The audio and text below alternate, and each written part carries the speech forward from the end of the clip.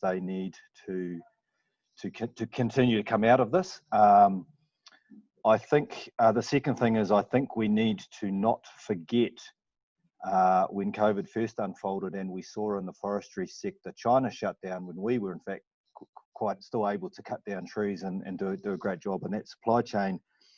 The impact on our economy as a result of a single market and a single product and a decision, and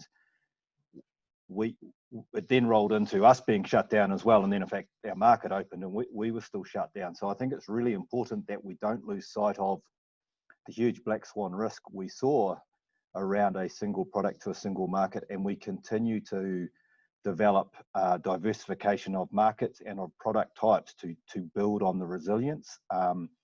So it would be it is very easy, and rightly so, we have to get going with jobs and the outcomes in that forestry supply chain in the short term.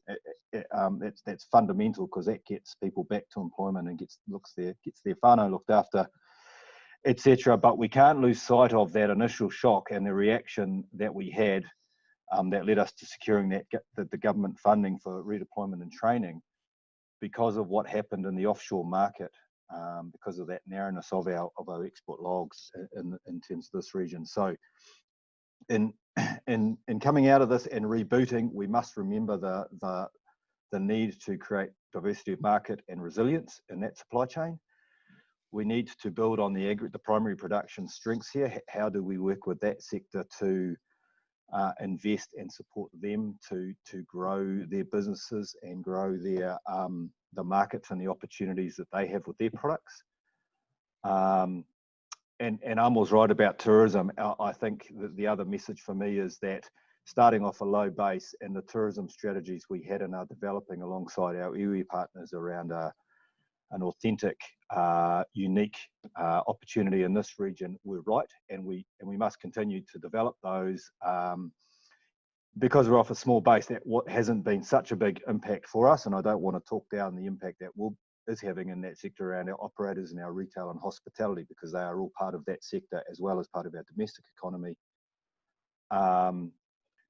But growing that so it is another diversification of our markets away from primary production, because the next time the shock, whatever it might be, could be different. So diversity of our economy matters a lot. And so I think for me, the plans we had in that were right, and we need to continue to develop them. Our tourism market is 85% plus a domestic market. It was targeting a drive and a fly market, so people driving and flying domestically, so New Zealanders primarily, and there's a lot of scope for us to continue to develop those markets. We are now competing much more intensively with other regions who were much more internationally focused, so our issue or risk there is that we had a large domestic market and plenty of opportunity, and now a lot of big tourists, other regions are having to switch to that market, so we need to make sure we still carve out our position with them switching markets. Our domestic tourists do stay longer and do spend a bit more than international visitors. So I think staying the course on our tourism strategies and plans is, for me, the other aspect. And then just that building off our Let's Shop Tairāwhiti campaign. How do we continue to evolve and develop that? Markets can't be solely buying local. Markets work on a national and international basis, but there's no doubt we can do more to support our locals and strengthen our local buying opportunities. So how do we continue to evolve? We came together quite quickly to develop that. Why did we need a crisis to do that? How do we do more of it? Yep. And I think actually just to pick up on something that from both your second and third point there, Gavin, that we've got to realise as well, this economic shock is actually first and foremost a health shock. And from an economic point of view, we haven't seen one of those in quite a while. If you look back in history over the last 50 years, almost all of New Zealand's sort of economic shocks have been what we call demand driven. They're because people don't have money. Now, prior to COVID, the actual restriction we have here at the moment is people being able to move. It's actually a supply issue. So on one front, we need to realise how we actually change up those models so that, how do we get people moving across? How do we get supply chains going? But you're right as well that buy local, there are going to be disruptions, and we're starting to hear some of them coming through already. And I guess with the buy local idea, it's how do you make sure that when an opportunity presents itself, that Tairāwhiti is able to embrace it and sort of move quickly on it, because at the moment there's a bit of a captive market, if you will. Paul, wanting to bring you in though, particularly sort of with a bit more of that view of particularly how businesses are operating, and of course, yep, we're back in level 1 and that's great, but there's still a lot of water to go under the bridge. A lot of businesses who are going to be moving from being supported by the wage subsidy to not. What are the 3 things that you think that local Tairāwhiti businesses and the community in general need to be aware of as we sort of go through the creaks and groans of that economy reimagining itself? Well, I'd like to, I mean, at the end of the day, I kind of think that we're probably going to be okay. It's probably not going to be as bad as hopefully what people are saying. 1,700 jobs is a lot. I mean, a lot of people I've been speaking to over the last few weeks, they're getting back into business, and at the moment there's cautious optimism. We're feeling pretty good. Most sectors like forestry, agriculture, construction, I deal a lot with construction, they're pretty positive. There's a lot of work in front of them, and I always don't want to be too optimistic, because I only see it through this lens, or the lens that I have, and there's other aspects to this. And I mean, tourism's obviously been hit, but again, there's cautious optimism there with what we're doing locally. And retail is, to be honest, a little bit bloody ugly. And but by and large, I think you're right. We're going to be better than the rest of the country. We're still going to suffer, no doubt, but I kind of think we're going to be okay, because like here in Tairāwhiti, like before COVID, we're actually a really good region, because we actually key people can get all in the same room now pretty quickly, and sort of get some key leaders in the room to actually try and drive things and push things along. And we have I'm not saying we've got autonomy, but we're a pretty good group of locals, I think, with different views. And I think the way we work together has been good. And I think this COVID crisis, so to speak, creates a catalyst to allow us to crack some nuts that were there before COVID. And this is actually, dare I say, it's kind of an opportunity to come together stronger and better. And when I read Rotipu Ro'ora, a lot of that's in there is kind of stuff that was already being thought about beforehand. We've just got to shape the plans that were there beforehand to reflect our new reality. So I suppose you don't want to be too optimistic, but I think, like, looking forward, we can see a pathway through this, I think. And especially if you throw in the fact that probably inevitably we're going to get some government money of some description. We're going to get big support for retraining. There's a pathway through this, I think. And I think it's important for us to create a degree of optimism amongst the leadership, to say, if you're struggling, we'll be there and we'll support. And please don't do it alone. Don't suffer alone.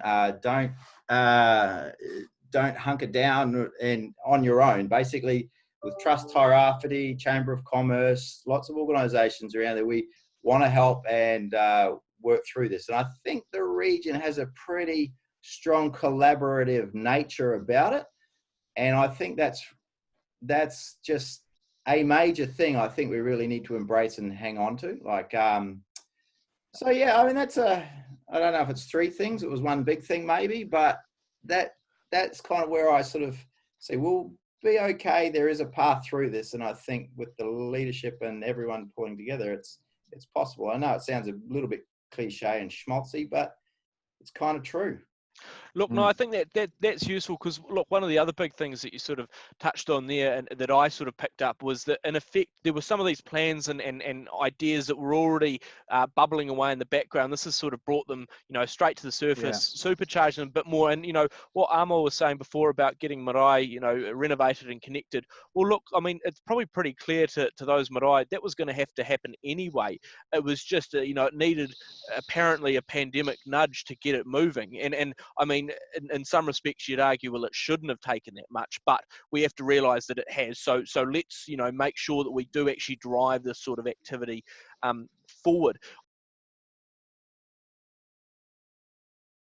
look, I guess one of the things I'm trying to meld a few of the questions that we sort of had thought up beforehand, but also some that are coming through from Facebook. I've got that going as well. Okay. What are some of the things that we actually need to be seeing coming through here? And I guess if I can ask both of you for one reaction on both what the government needs to be doing here in terms of, do we need to be seeing this new forestry bill come in, or is there another area that we might want to focus on more for Tairāwhiti when we think of that government investment? But also on a local level, what do we need to be getting Tairāwhiti's community doing? What do they need to be thinking about in these next stages? Gavin, we'll start with you, particularly on sort of the procurement of how do we get things moving again? Yeah, I think we are working on our own plans for diversity of the log export sector, if you like, the forestry industry as it is here. We're probably 95% log exports. The New Zealand sits at about 59% overall, and that's twice as much as any other country in the world in terms of how much a country log exports versus domestic processes. So we are working heavily in our own region with our own plans around diversifying that. So we would want any government thinking to be aligned to and alive to and cognizant of that. So we would say to that government thinking, talk to us about what we're planning to do. And we have been working closely with the PGF on some wood processing particularly. That's the first thing. I think secondly, in terms of government support, I think there is a need for some around infrastructure. We have a unitary council here. We're in a region that's blessed, but it is one of the challenges that comes with that is that we are in splendid isolation here. We like that. It certainly had its benefits recently, but therefore a small community unitary council has to provide all of that infrastructure, and our rating base and the size of our economy here relative to not being able to share anything, say, with the neighbouring region where you've got contiguous regions, that provides challenge. So support around key infrastructure so that this community doesn't have to find the capital and the ways to deliver that itself. I think that's critical in terms of that Crown support, Crown infrastructure partners, etc. And then I think your last question was around sort of what the community needs to do. I think we need to get the Tairāwhiti order out. We need to engage a lot more around that with our communities.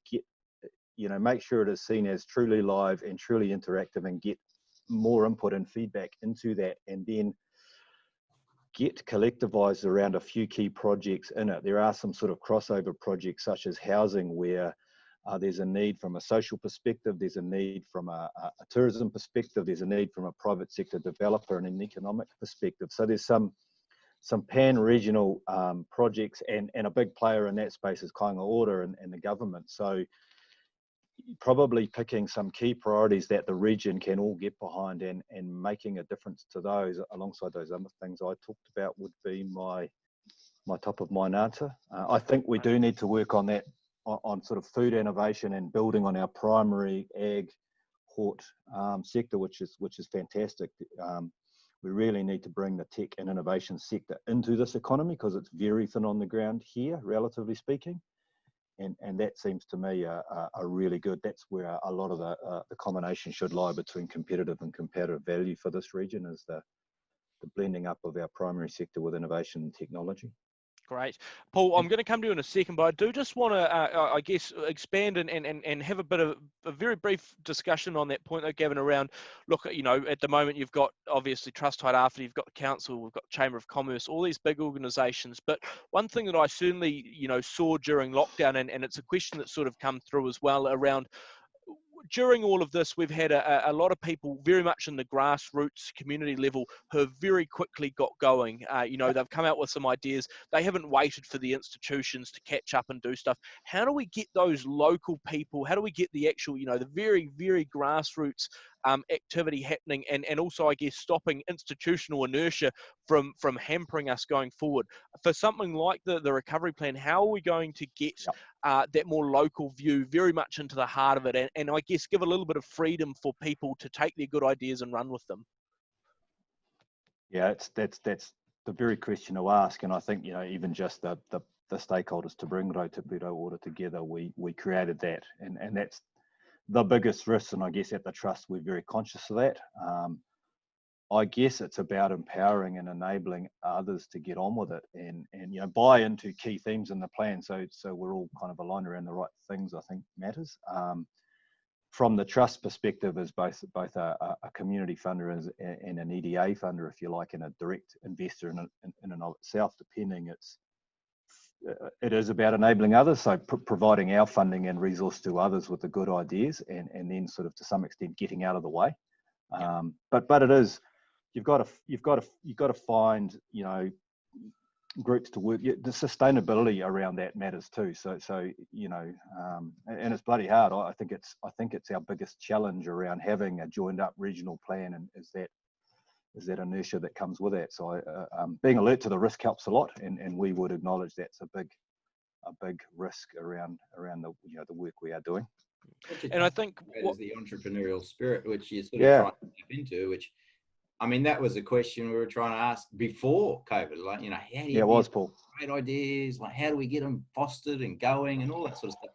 So it's the same sort of conversations, and I kind of think the entrepreneurial spirits will, it'll take over in some respects. People will think, well, this is a new opportunity. Business people will go, oh, I can see a new light there, or there'll be people who do lose their jobs and think, oh, I'll start my business now because I've always been dreaming about it and stuff like that. And I kind of think we have to spread, this is going to be a time of change for businesses, not just businesses, but, the whole community. It's going to be a time of change. And I just kind of think we have to sort of, when people do change or have good ideas, or there's an entrepreneurial flair there, you have to foster and empower to the degree that you can. But fundamentally, business people take their own risk many times, and all that the leadership of the community can do says, like, bring it on, we're there for you, up for the conversation, how can we help, what do you need, type thing. I think that's really important, is to set it up so that those entrepreneurs, that private capital, can take risk.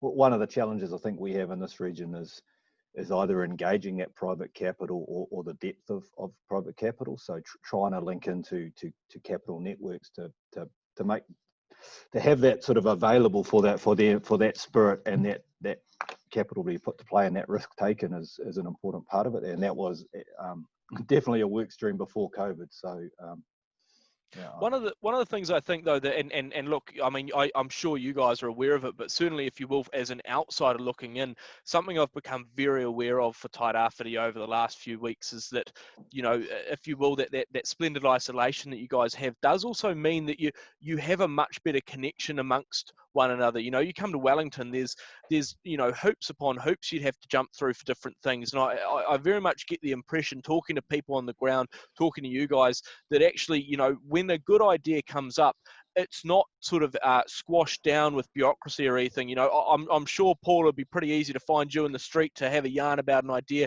Same with you guys, Gavin. And I think that is actually something that you guys might not realise quite how important that is, or you do, but maybe not how different it is to have that level of activity, that level of connection, a very flat structure, if you will. And I think that's going to be of great benefit moving forward, just to get some of these things moving. I mean, look, we're going to have recovery across New Zealand. That's a given. I think the speed, though, for somewhere like Tairāwhiti is faster because it doesn't have all of those other issues to jump through. And I think making sure that those at the grassroots, local community leaders, and that have the ability